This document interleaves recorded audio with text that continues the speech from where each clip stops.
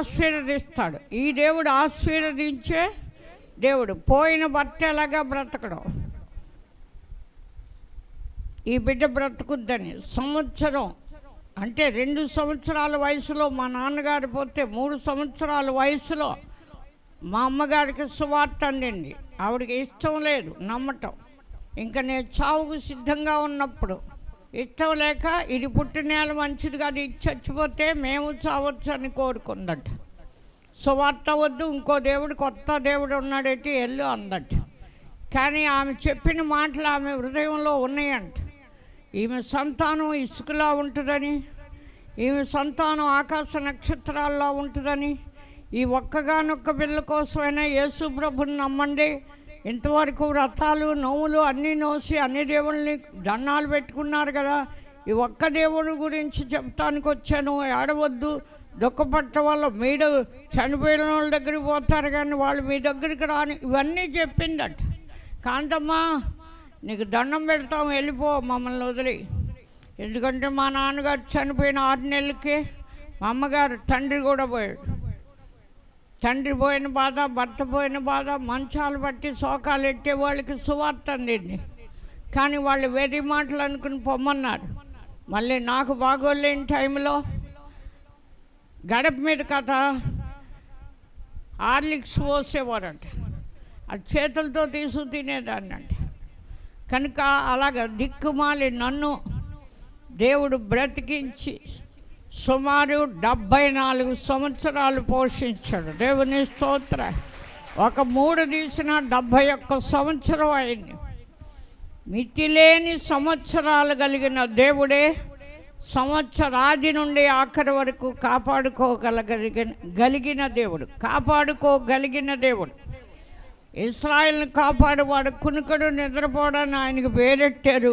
ఆ దేవుడే మన దేవుడు. దేవుని స్తోత్ర. మనం నమ్ముకున్నాం. సమరయులు చెప్పారు, సమరయులు ఏ పట్టణంలోకి వెళ్ళి సువార్త ప్రకటించొద్దని యేసే వెళ్ళాడు. సమరయ స్త్రీ ఆయన మాటకి లోబడింది. వెంటనే ఆమెలో జీవ జలబడింది.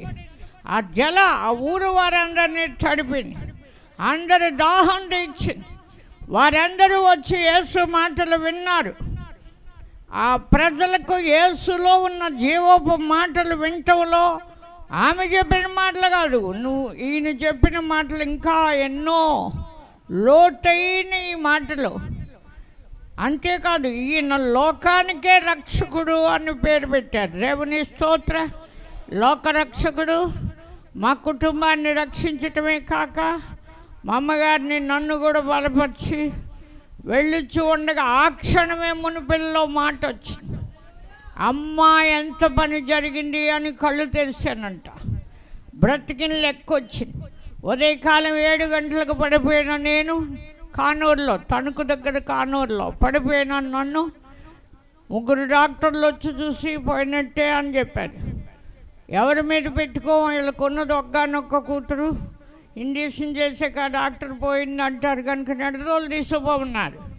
నెడరోలు మరి గిద్దారకనాథం గారు హాస్పిటల్ తీసుకెళ్తుండగా మా అమ్మగారికి ఆ రిక్షా టాప్ తీయటం వల్ల నక్షత్రాలు చంద్రుని చూడటం వల్ల చంద్ర నక్షత్రాలను కలుగు చేసిన దేవుడు బట్ట నువ్వు వాక్కుతో ప్రపంచాన్ని సృష్టించావంట. నువ్వు నిజమైన దేవుడు అయితే నా కుమార్తెను బ్రతికిస్తే నేను సేవ చేయిస్తాను అందట. కానీ సేవ చేయిస్తానని ఇంటికి తీసుకొచ్చి 2 అట్టుపళ్ళు గెలలు తెచ్చి భోజనాలు ఎట్టి అదే సేవ చేయించాం అనుకుంది. హిందువులు అలాగే భజన చేయించే సేవ చేయించావు అనుకుంటారు. కానీ నిజంగా మా అమ్మగారు అలా అనుకుని వదిలేసింది. 4 ఆడపిల్లలు పుట్టిన తర్వాత నువ్వు కళ్ళుండి సేవ చేస్తావా, కళ్ళు లేకుండా చేస్తావా అని అడుగుతున్నాడు దేవుడు నన్ను. సేవ ఏంటి అసలు నాకు తెలియదు. మా అమ్మగారిని అడిగాను. అడిగితే సేవ చేస్తామని మొక్కుకున్నామే 11వ సంవత్సరం అంటుంది. అప్పటికి 30 సంవత్సరాలు 31 వచ్చినాయి. వ్యర్థంగా 30 సంవత్సరాలు గతించిపోయినాయి నా జీవితంలో. ఆయన 11వ సంవత్సరంలో బ్రతికించిన, 3వ సంవత్సరంలో బ్రతికించిన. ఇలాంటి పల్టీలు కొట్టేవాళ్ళు కప్పల వంటి వారు, కప్పగంతులు అన్నమాట. కొన్నాళ్ళు మేలు పొందాక మళ్ళీ పడిపోతూ ఉంటారు, మళ్ళీ లెగుతూ ఉంటారు. అలా ఉండకూడదు. అపవిత్రాత్మలు పట్టిన వారిగా ఉండకూడదు.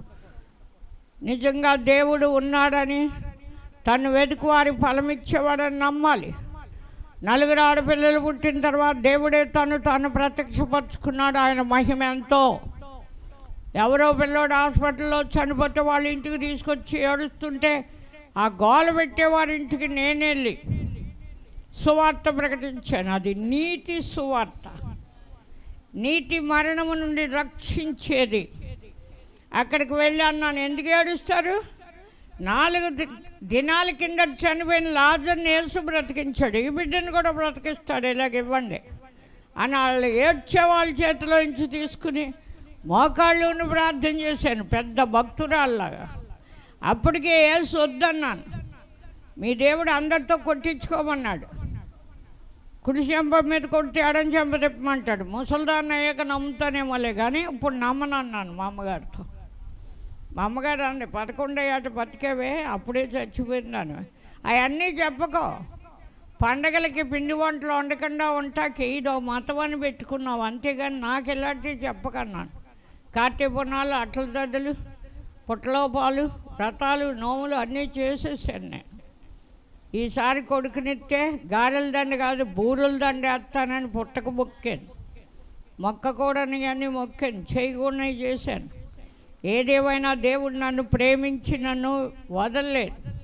మా అమ్మగారు ప్రార్థన వల్ల 4 అమ్మాయిలు పుట్టిన తర్వాత దేవుడు నా కళ్ళు తెరిచాడు.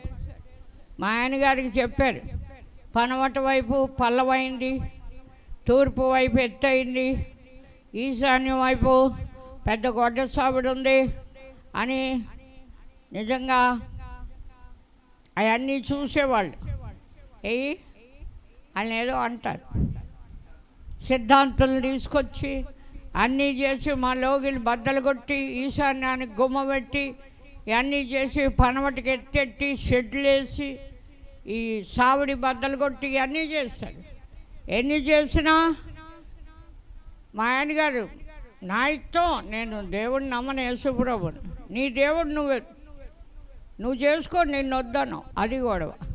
గట్టిగా పాటలు వాడికి ఊరోళ్ళకి తెలుస్తుంది అన్నాను. ఇదే పడాల్లో కానూరు నుంచి వచ్చాం. కానూరులో చక్కగా పాడేదాన్ని. అందరూ నన్ను నమ్మారు భక్తురాలని. చిన్నప్పుడే ఇంత భక్త అని. దేవుని ప్రేమ ఇదిగో అని పాట కంఠస్థం. లోదరన్న పాటలు, బైబిల్ మిషన్ పాటలు, పెంతెకోస్తు పాటలు అన్నీ నేర్చుకున్నాను. కానీ అన్నీ విడిచి పూజల్లో దిగాను. కార్తీక ఉన్నమాట. నాకు 15 ఏళ్ళు పెద్ద ఆయన మా మేనమామని పెళ్లి చేశాడు. మళ్ళీసారి ముసలి భర్త రాకుండానంట కార్తీక పున్నం ఉన్నాడట. చంద్రుని చూసేదాకా పాలు కానీ ముట్టుకోకూడదట. ఆ రోజు చత్తాకే సిద్ధమయ్యాను. శివాలయం దగ్గరికి వెళ్ళాం. గుడు ఏలూరు కాల్లో నీళ్ళు తెమ్మంటున్నాను. శేషా అంటే చేసి అదే రిక్షా అబ్బాయి, ఒరే ఇళ్ళ తేరా, ఎర్రని ఇళ్ళ తేరా, ఎర్రని కాబట్టి వచ్చాడు కొంచెం ఎర్రని. ఒరే తేరా నీళ్ళు దేంతో తేనండి, పెద్ద ఇత్తడి పళ్ళు, గ్లాసులు లేవు, దోసుడితో రేమంటున్నాను అని. లేకపోతే నన్ను తీసుకెళ్ళండి అంటున్నాను. పట్టుచీర కట్టుకుని వెళ్ళి మా అమ్మ అంత చావు పర్వాలేదు, చావు, లేకపోతే మా అందరిని ఏడిపించి తింటున్నావు అంతే. కానీ ఇంకా నా ప్రాణం ఆగట్లే, నాలుగు ఎండిపోతుంది. ఎంత కొట్టాడో అక్కడే అడుగు మీద పోసేసాను నేను. పువ్వు పిండి అవన్నీ కావాలంట, అవన్నీ పట్టుకెళ్ళాం. 2 రోజులు పోగు చేశాడు, 3 రోజులు. కలదే కాదు ఇంకేయో ఆనపకాయలే కాదు, పువ్వుతో పాటు పిండి కూడా కోసుకొచ్చేయాలి. అలాంటివి అన్నీ పట్టుకెళ్ళి ఆ గుమ్మాలో పోసి తెచ్చేయడా అని కోప్పడి నేనే పట్టుకెళ్ళి పోసి రిక్షా ఎక్కాను. ఇంటికి తీసుకెళ్ళేదాకా బతుకుంటే గొప్పే, తర్వాత చేద్ది కానీ చూద్ది కానీ టీ తెచ్చిపోయిరా నీళ్ళు ఇరా అంటే ఇంటికి వచ్చేలోకి మాటలేదు. మొఖాన్ని నీళ్ళు కొట్టారు కానీ నోట్లో నీళ్ళు వేయలేదు. మళ్ళీ తిడతాన్నాడు. నా భక్తి అంతా వ్యర్థమైపోయింది, నా పూజలు అంటానని పోయలేదు. సత్తే చావనే అంది మా అమ్మ. నిజంగా స్పృహ లేదు, నీళ్ళు కొట్టారు, ఏదో చేశారు. అలాంటి తిక్క బుద్ధులు కలిగిన నన్ను దేవుడు మార్చి ఆయన పాదాల దగ్గర పెట్టుకున్నాడు. నేను యోగ్యురాలని కాదు. దేవుని స్తోత్ర. నిజంగా ఏమైనా దేవుణ్ణి తెలుసుకున్నాక వెనక్కి తిరగలేదు. ఈనాడు తెలుసుకుని వెనక్కి తిరిగిన వాళ్ళు ఎంతోమంది. సత్యాన్ని గ్రహించిన తర్వాత వెనక్కి తిరగలేదు. సత్యం ఏంటంటే చనిపోయిన పిల్లోడు అన్న కళ ఆ రాత్రే రావటం, తెల్లారి సాయంకాలానికల్లా ఈ ఊళ్ళోనే అద్భుతం. చెల్లమ్మగారు మనవడు హాస్పిటల్ని తీసుకొచ్చినాడు, బ్రతకటం అద్భుతం జరిగింది. అప్పుడే నా జీవం దేవుడిదని తెలుసుకున్నాను. బైబిల్ దాకా వెళ్ళలేదు. మీ జీవం కూడా దేవుందే.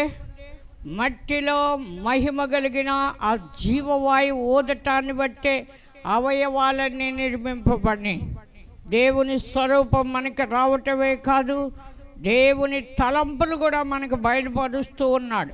కానీ మన తలంపులు వంటి కాదు ఆయన తలంపులు.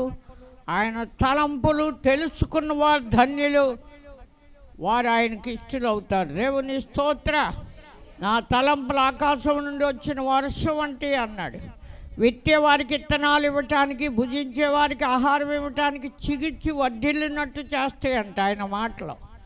ఆయన తలచిన కార్యాలు ఆయన త్వరగా చేస్తాడు. దేవుని స్తోత్ర. ఆయన తలంచినట్టే జరుగుతాయి. ఆయన నేర్పిన నడక చొప్పున నడిస్తే గమ్యం చేరతాం, లేకపోతే అతోగతి. కనుక నిజంగా దేవుడు ఉన్నాడని, తను వెతికే వారికి ఫలం ఇస్తాడని నమ్మాలట. ఇంకా మీకు దొరకకపోతే వెతకండి. వెండిని వెతికినట్లు వెతకాలట, దాచబడిన ధనం వెతికినట్లు వెతకాలట. యెహోవాను వెతుకుడి, ఆయన బలాన్ని వెతకమని ఉంది. యేసు ప్రభు కూడా అడగండి మీకు ఇస్తాడన్నాడు. పరిశుద్ధాత్మ వెతుకుడి మీకు దొరుకుతాడు అన్నాడు దేవుడు. కనుక తట్టుడి తలుపు తీయబడి అన్నాడు. ప్రకటన గ్రంథం 3లో ఎవడు వేయలేకుండా తీసేవాడట తలుపు, ఎవడు తీయలేకుండా వేసేవాడట. ఆ చెల్లమ్మగారు మనవడు బ్రతికినప్పుడు నాకు ఆశ్చర్యమైంది. ఒకే ప్రార్థనకు ఆకాశం తెరవటం, అగ్ని నా మీదకి దిగటం, వెంటనే భాషలో తెలుగులోంచి భాషల్లోకి వెళ్ళటం, చేతిలో ఉన్న బిడ్డ బ్రతకటం జరిగినప్పుడు ఆత్మతో జరిగిన అద్భుతం. తర్వాత నేను యేసు ప్రభు దేవుడు కాడు, మనుషులతో కొట్టబడ్డాడు, సిలువేయబడ్డాడని వ్యతిరేకంగా మాట్లాడిన మాటలకు క్షమాపణ ఉందా అని దేవుని దగ్గరికి అడిగి, ఇంత పరిశుద్ధ గ్రంథం నాకు కావాలి అని చెప్పినప్పుడు మా ఇంట్లో ఒక పరిశుద్ధ గ్రంథం మా అమ్మగారి చేతిలోది బైబిల్ చెడిగిపోయింది, కొన్ని పేపర్లు అడిగిపోయి. అప్పుడు నేను తన్నడి సత్తమ్మ గారు ఈ ఊళ్ళోనే, వాళ్ళే బలవంతంగా 10 మంది పచ్చ చెల్లమ్మ గారి ఇంటికి తీసుకెళ్ళారు మమ్మల్ని. కనుక వాళ్ళ ఇంటికి వెళ్ళి బైబిల్ తెచ్చుకుందామంటే మా అమ్మ అంది, నీ పెళ్ళికి నర్సాపురం మిస్సమ్మ హాస్పిటల్లో నర్సు రాజమ్మ నీకు పెళ్ళికి బైబిల్ ఇస్తే నాకు వద్దన్నావు. ఆ దేవుడు నేను నమ్మను, దానికి పంపేయమన్నావు. పంపలేదు. దాసాను. పట్టు చీరల కంటే విలువగా, బంగారానికంటే విలువగా దాసానని అర్ధరాత్రి అంటే 2-2:30 టైంలో తెచ్చిచ్చింది. నాకు నిజంగా కొండెక్కి పిండి కొట్టుకుంటూ ఉంటారు. ఎప్పుడు కొండెక్కలేదు మీరు. అంత సంతోషమైంది. ఆ బైబిల్ అంత మహా సంతోషం అయిపోయింది. అది నా ఇంటిలో నా అర్ధరాత్రి నా చేతిలోకి రావటం నాకెంతో బలం వచ్చింది. ఆ బైబిల్ తీసుకుని నన్ను క్షమించవా, నువ్వు దేవుడువు కాదని, మా అమ్మగారు దేవుడు అని, మా నాన్న లేడు కనుక బొట్టు కాటికి లేదు, నువ్వు నమ్మేవు కానీ నేను నమ్మనని, నాకు బొట్టు కాటికి చాలా ఇష్టమని, నేను 24 గంటల అద్దంలో 10 సార్లు అయినా చూసుకునేదాన్ని, 10 సార్లు తలదూకునేదాన్ని. కనుక నాకు అద్దము ఈ బొట్టు కాటికి ఉండాలి. నా బొట్టు కూడా నేను ఆ కుంకుమ నూరి నూరి నూరి అద్దంలో, అద్దం మీద ఎడితే దాన్ని వైల్డెళ్తుంది, అంటే బొట్టు ఎడితే ఎలా ఉంటుందో అంత బాగా పెట్టుకునేదాన్ని. నేను పెట్టుకుంటుండగా కూడా సైతాన్ వచ్చి బొట్టెడతాను అంది. నాకు పెడతానంటే నేను దేవుని సేవకురాలను అన్నాను. నాకు బుద్ధి వస్తుందని అది కూడా కనపడింది నాకు. మా రాజు పెట్టబోయింది. ఆడు పుట్టిన కొడుకు, దేవుడు ఇచ్చిన బిడ్డ. ఆడు దేవుడు ఇచ్చిన బిడ్డ అన్నాను. కానీ మా గేదెను ముట్టుకుంది అది వెళ్ళి మూడోదిగా. అంటే బయట ఉంది కట్టేసి. ఆ గేదెకి గాళ్ళు వచ్చి సత్తాకు సిద్ధమైంది. పాలు లేవు. మా అమ్మ అంది, గేదెని ముట్టుకుందన్నావు కదైతే గేదె పని అయిపోయింది, వస్తున్నావా అంది. నేను వచ్చి ఏం చేయను, దాని గొడవ నేను మర్చిపోయాను, పట్టుకుంది అది అన్నాను. వెంటనే వెళ్ళి కొబ్బరి నూనె వేసి ప్రార్థన. అలాగ ప్రార్థన నేర్పించాడు నాకు. ఎవరికో నెత్తి మీద చేయాలని కాదు, గేదెలకి వేయాలి, ఆవులకి వేయాలి, గొర్రెలకి వేయాలి, అలా కాదు. ఆత్మ ఉంటే నడక నేర్పుతాడు ఆయన. రోగుల మీద చేతులు ఉంచినప్పుడు రోగాలు వాడిని విడిచిపోవును, దయ్యాలు కూడా వదిలిపోతాయని మార్కు సువార్త 16వ అధ్యాయంలో ఉన్నది నెరవేరుతూ ఉంది. దేవుని స్తోత్ర. చాలామంది రోగుల మీద చేయత్తాకి, దయ్యాలు పట్టిన వారి మీద చేయత్తాక భయపడతారు. నేనైతే భయపడను. చేతులతో పట్టుకున్న వాడికే జీవాన్ని ఇచ్చాడు దేవుడు. ప్రార్థన ఆలకించే దేవుడు. దేవుని స్తోత్ర. ఇక్కడ 52వ అధ్యాయంలో యెషయా గ్రంథంలో అంటాడు చూడండి, 7వ వచనం. సువార్త ప్రకటించుచు సమాధానము చాటించుతూ. యేసు ఈ పని చేశాడు. శిష్యులకు మళ్ళీ కనబడి, మీకు సమాధానము కలుగును గాక, తండ్రి నన్ను లోకానికి పంపించిన ప్రకారం నేను మిమ్మల్ని లోకానికి పంపుతున్నాను. శిష్యులు అలాగే బయలుదేరారు. మీకు అర్థమైందో లేదో, యోహాను సువార్త 20:19 నుంచి చదివితే, యేసు తిరిగి లేచి శిష్యులకు కనబడి మళ్ళీ వాళ్ళని బలపరిచాడు. తండ్రి నన్ను పంపిన ప్రకారం, మరియ ద్వారా పంపాడు, కానీ నేను మాట ద్వారా మిమ్మల్ని పంపుతున్నాను, పరిశుద్ధాత్మ ఇచ్చి పంపుతున్నాను అన్నాడు. కనుక మీరు ఎవరి పాప ఊరాడట, పరిశుద్ధాత్మ పొందండి అని చెప్పాడు. అంతేకాదు, మీరు ఎవరి పాపాలు క్షమించే నేను వారి పాపాలు క్షమించాను. పాపాలు క్షమించండి, మీ రోగాలు వదిలిపోవో, మీ దయ్యాలు వదిలిపోవో. అందుకే ఎందుకు వాక్యం వింటాం మర్చిపోయారు, ఎందుకు అన్యజనులతో కలిసి ఆనందిస్తున్నారు, ఎందుకు అన్యజనుల ఆచారాలు అభ్యసిస్తున్నారు, తింటున్నారు, తాగుతున్నారు, తిడుతున్నారు, కొడుతున్నారు, బూతులు మాట్లాడుతున్నారు అని చెప్తాం. గింజుకుంటారు. ఏంటి, ఎవరు మాట్లాడతలేదా, అవన్నీ నీకు అనవసరం. నువ్వు బతుకుతాకి దేవుని మాటకు లోబట్టడం నేర్చుకోవాలి. దేవుని స్తోత్ర. అంతేకాదు, చూడండి అక్కడ సువార్త ప్రకటించుచు సమాధానము చాటించుచు, సువర్తమానం ప్రకటించుచు, రక్షణ సమాచారం ప్రకటించు వాని పాదాలు, నీ దేవుడు ఏళ్తున్నాడు మిమ్మల్ని అని సియోనుతో చెప్పుచున్న వాని పాదాలు పర్వతాల మీద ఎంతో సుందరమైనవి అంటాడు. దేవుని స్తోత్ర. యెహోవా ఉత్తముడని రుచి చూడమన్నారు. ఉత్తముడైన యెహోవా, ఉత్తముడైన యేసుక్రీస్తుని పంపితే మరియ మార్తలు ఇంటిలోకి వెళ్తే మార్త విస్తారమైన పనిపెట్టి తొందరపడుతుంది, కానీ మరియా ఉత్తమమైన దాన్ని ఏర్పాటు చేసుకుందంట. అవసరమైనది ఒకటట.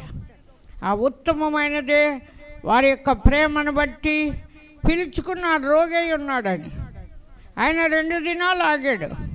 3వ దినాన్ని బయలుదేరాడు. లాజరు చనిపోయాడని కూడా చెప్పాడు. రోగి అయ్యాడు అన్నాడు. రోగం అయితే బాగు చేయొచ్చులే అనుకున్నాడు. చనిపోయాడు అన్నాడు. మనం అతను లేపటానికి వెళ్తున్నామంటే తోమ అంటాడు, అతనితో చచ్చిపోతాకి వెళ్తున్నాం అంటున్నాడు. 11 మందికి కూడా పెట్టాడు, 12గురికి సావు. కానీ యేసు ప్రభు సత్తక్క అది వెళ్ళింది లాజరును లేపటానికి. లాజరును లేపటానికి వెళ్ళినప్పుడు తండ్రి వైపు చూశాడు. మార్తతో చెప్పాడు, పునరుత్థానము నేనే, జీవము నేనే అని. ఇప్పుడైనా నీ తమ్ముడు బ్రతుకుతాడు అన్నాడు. తండ్రిని నువ్వు ఏదడిగినా ఇంటాడు నీ మనమని నాకు తెలుసు అంటుంది. ఆవిడ కూడా చెప్పేస్తుంది. అది సహవాసం. మీరు ఎన్నాళ్ళ నుంచి దేవునితో సహవాసం కలిగి ఉన్నారు. మీ మాటలు ఎలా ఉన్నాయి దేవుడు వింటుంటే? అలా ఉన్న వారి మాటలు సమాధి మీద రాయి ఉంది, ఆ రాయి తీయమన్నాడు. నేటికి 4 దినాలు వాసన కొట్టొచ్చు అన్నాడు. అంటే నమ్మితే దేవుని మహిమ చూడగలవు అని చెప్పినప్పుడు ఆమె తీసింది. వెంటనే యేసు ఆకాశం వైపు కన్నులెత్తి తండ్రికి ప్రార్థన చేశాడు. తండ్రి, నీవు నా మనవి వినినందుకే నీకు కృతజ్ఞత. ప్రార్థనలోనే కృతజ్ఞతాస్తుతులు యేసు ఒక్కడే చెల్లించాడు. వినినందుకు అన్నాడు. తలెత్తేలోకి స్విచ్ చేసేలోకి లైట్కి తెలిసి ఎలగాలని ఎలుగుద్ది. అలాగే తలెత్తగానే తండ్రి లాజరులోకి ప్రాణం పంపాడు. విన్నందుకు నీకు కృతజ్ఞతాస్తుతులు. నువ్వు ఎల్లప్పుడూ వింటున్నావు అన్నది తెలుసు. ఈ సమాజం, ఈ సమూహం, జనసమూహం చూసి నమ్మటానికి మాట తండ్రితో మాట చెప్పాడంట ఆయన. వారి నిమిత్తం సమాజం వచ్చేసాడు. ఇది మరీ ఏడుస్తూ వచ్చేస్తుంది కదా, సమాధి దగ్గర పడి ఏడుస్తుందేమని. మరియ అత్తల మీద యూదులకు ప్రేమ ఉంది, యేసు మీద లేదు, వడ్లవాని కొడుకని. కానీ యేసు అక్కడ అద్భుతం చేశాడు, లాజరును బ్రతికించాడు. అది చూసిన అనేకులు తమ యూదులు, సామాన్యులైన యూదులట, తమ వారిని విడిచి యేసునందు విశ్వాసం ఉంచారట. దేవుని స్తోత్ర. మేము కళ్ళారా చూసాం లాజరు సమాధిలోంచి తనకు తాను ఎక్కి రావటం అని. అది పట్టుకెళ్ళి చెప్పినప్పుడు వాళ్ళకి కోపం వచ్చింది. కానీ యేసు లాజరు కోసం, లాజరు కంటే ముందు వెధవరాలి కుమారుడు బ్రతికించాడు, ఆయన యాయిరు కుమార్తెను బ్రతికించాడు. మరి తోమ ఎందుకు అన్నాడో చచ్చిపోతాకి వెళ్తున్నామని. యాయిరు ఇంటికాడ సావలేదు, వీళ్ళు ఇద్దరినే తీసుకెళ్ళాడు. ఏదేమైనప్పటికీ మృతులను సజీవులుగా లేపిన యేసు నన్ను పరిచయం చేయడానికి లాజరును బ్రతికించిన యేసు బిడ్డను బ్రతికించమని ప్రార్థన చేసే మాటలు నా నోటి ఉంచాడు. దేవునితో ప్రార్థనే అరగని నాకు ప్రార్థన నేర్పాడు ఆ మొదటి దినాన్ని. అదే ప్రార్థన రాత్రి చెట్టాడు, బతికాడు. ఆ బ్రతికినోడు పెళ్ళి అయింది, 2 పిల్లలు పుట్టారు. కూతురికి పెళ్లి చేశాడు, కొడుకు పెళ్ళిడికి వచ్చాడు. వాళ్ళ భక్తి విశ్వాసాలు ఎలా ఉన్నాయో నాకు తెలియదు. కానీ విశ్వాస యాత్రలో తర్వాత ప్రెసిడెంట్ గారు మనవడు కూడా బ్రతికాడు. అడు జర్మనీలో ఇంజనీర్ చేస్తున్నాడు. లెక్కలేని అద్భుతాలు నా జీవితంలో ప్రభు కార్యాలు ఎన్నో నేను చూశాను. నేను నమ్మటమే కాదు, పొందిన వారు కూడా నమ్మాలి. పొందినవారు ఇలాగ అనుకుని వెళ్ళిపోతాం కాదు. అందుకే నాకు కోపం. నేను చూసి ఆయన వదలలేదు. విని మగ్ధలేని మరియ వదల్లా. విన్నా ఆ సమరయ పట్టణస్తులు, నువ్వు లోకరక్షకుడు, మా ఊరికల్లా వాళ్ళ వెర్రి మాట మాట్లాడలే, సత్యాన్ని మాట్లాడారు. సత్యవంతురాలైపోయిన ఆమె మాట విన్నవారు, సత్యవంతుని వద్దకు వచ్చిన వారు సత్యానికి సాక్షులైపోయారు లోకరక్షకుడని. వీళ్ళిద్దరూ అన్నారు, నువ్వెక్కడుంటే మా తమ్ముడు చావకపోనని. చనిపోయినా బ్రతికించి ఆయన జీవపు మాట విలువ చూపించాడు. యోహాను గారు రాశారు, ఆదియందు వాక్యం ఉండెను, వాక్యము దేవుని యొద్ద ఉండెను, వాక్యము దేవుడై ఉన్నాడని రాసి ఆయన దేవుని యొద్ద ఉన్నాడని. అలాగే 2వ వచనంలో ఆదియందు దేవుని యొద్ద ఉండెను, సమస్తం ఆయన మూలంగా కలిగెను, కలిగి ఉన్నది ఏది ఆయన లేకుండా. ఈ వెలుగు, ఈ పగలు కలగలేదు యేసు లేకుండా. రాత్రి లేదు, సూర్యచంద్రులు లేరు, భూమిలో నుండి మొలిచే మొక్క లేదు, వృక్షాలు లేవు, ఫల వృక్షాలు, నదులు లేవు, సముద్రం డివైడ్ అవ్వలే. వాక్కే దేవుడు, దేవునిలో ఉన్నవాడే దేవుడు. వారి త్రియత్వం, తండ్రి, కుమార, పరిశుద్ధాత్మ. మొదటిలో ఆదిలో మన స్వరూపమందు మన పోలిక చొప్పున నరుల్ని ముగ్గురు కలిపి మనకు రూపుదిద్దిన వాడు. మనం రక్షించటానికి వచ్చిన రక్షకుడు యేసు. రక్షణ సమాచారం, సువార్త, సమాధాన సువార్త, ఇవి ప్రకటించటానికి యేసు వచ్చాడు. చేర్చుకున్నవాడు తండ్రిని చేర్చుకున్నట్టట. చేర్చుకున్న మార్త ఇంట్లో తండ్రి మహిమ యేసు ద్వారా యూదులందరూ వారు కూడా చూశారు. దేవుని స్తోత్ర. నీ హృదయంలో యేసుంటే, నీ ప్రార్థన వింటే, నీ ఇంటి వారే కాదు, నీ గ్రామం వారు లోకానికే నువ్వు వెలుగ్గా, మహిమకరంగా, ఆశీర్వాదకరంగా ఉంటావు. ఇంకా కొంచెం కింద దీపంలాగా ప్రకాశించకుండా ఉండొద్దు. మీ మనుషులు మీ సత్క్రియలు చూచి పరలోకమందున్న మీ తండ్రిని మహిమపరిచినట్లు వారి ఎదుట మీ వెలుగు ప్రకాశం. ఇంకా యేసు చెప్పాడు, నేను మిమ్మల్ని ప్రేమించిన ప్రకారం మీరు ఒకరినొకరు ప్రేమించమన్నాడు. యోహాను 15:23, 22. కనుక నిజంగా నా సంతోషం మీ అందు పరిపూర్ణం కావాలని మాటలు చెబుతున్నాను అంటాడు. ఆయన్ని సంతోషపెట్టని బ్రతికే కాదు. కుక్కో, నక్కో, పిల్లో, కుందేలో, తోడేలో నాకు తెలియదు. అడవి జంతువులు, చతుష్పాద జంతువులట. ఆ గుణాలు చావాలి. అక్కడ చెప్పాడు, బాప్తీసమందు మీరు ఆయనతో కూడా పాతి పెట్టబడిన వారు అయితే అన్నాడా? పాతి పెట్టారా పాత బుద్ధులు? ఇంకా నా కోపం పనికిరా అవతలు. నిజంగా మా చిన్నప్పుడు వందే మాతరం నేర్పారు స్కూల్లో 7th అప్పుడు. 40-50 మందిలో గర్ల్స్లో ఇద్దరిద్దరిని ఒక్కొక్కరు పాడమనేవారు. మేకలా కట్టున్నాం అని డ్రిల్ మాస్టర్ ఈడ్స్ అక్కడ కూర్చోబెట్టాము పా అని. ఒక్కొక్కరిని పొమ్మంటే నాకు ఎంత భయం వేసిందో. నన్ను కూడా జబ్బట్టుకు ఏడిసి గెడటెడతారేమో అని. అది ఇనస్సారట అనమాట. నాకు చిన్నప్పటి నుంచి ఉంది ఆ గుణం. అందుకని గజగజ వణుకుపో, పాడినండి అని పక్క పోతుంటే ఏడిసావు తప్పదావు వరుస అంటున్నారు. ఏ వరుస? నా వరుస వచ్చేస్తుందో అనుకున్నాను. కానీ నా స్వరం అందులో సెలెక్ట్ అయ్యింది. 3 మాత్రమే 50 మందిలో. ఆ 3 భారతి అని, ఇంకొక అమ్మాయి, నేను లక్ష్మణ్. అయితే ఈ 3 వందే మాతరం జనగణం. కనుక మాకు ప్రజెంటేషన్లు ఎన్నో వచ్చి స్వరం